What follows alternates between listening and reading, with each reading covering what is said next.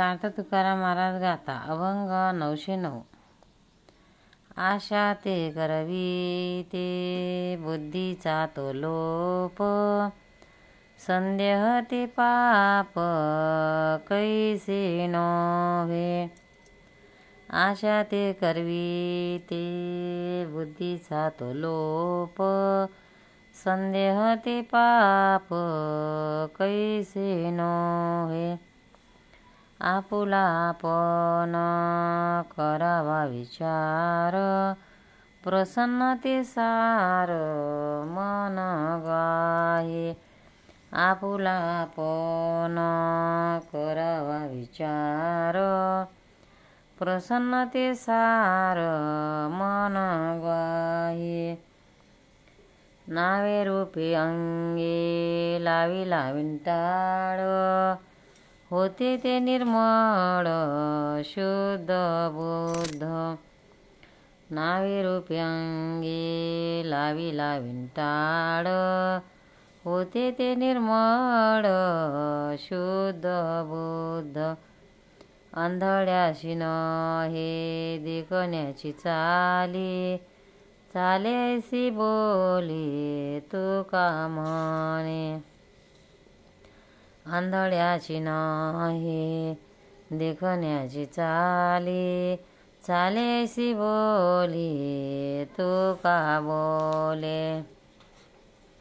अर्थ तुकाराम महाराज म्हणतात, आपली बुद्धी असली तरी विषयाची आशा त्या बुद्धीला झाकण टाकते। बुद्धीत संशय शिरतो आणि संशय असणे हे पापच नाही काय।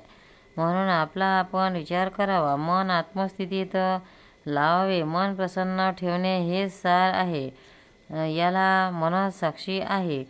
माणसाचे मन मुळात निर्मळ होते, शुद्ध बुद्ध होते, पण अविवेकाने नाम व रूप ज्यांनी युक्त असा देहरूपी अहंतेचा त्याला दोष लागला। आंधळा स्वतः नीट चालू शकत नाही, डोळस मनुष्य त्याला जसा चालविल त्याप्रमाणे तो चालतो।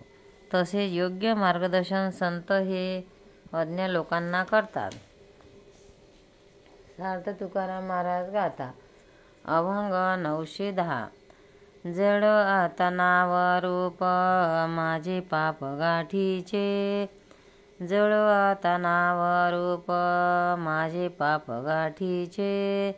संताची या चरणार जे उतरू ओझे मातीचे, संताची या चरणार जे उतरू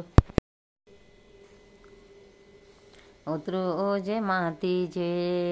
लटिक्याचा अभिमान होताशी न पावविते, लटिक्याचा अभिमान होताशी न पावविते।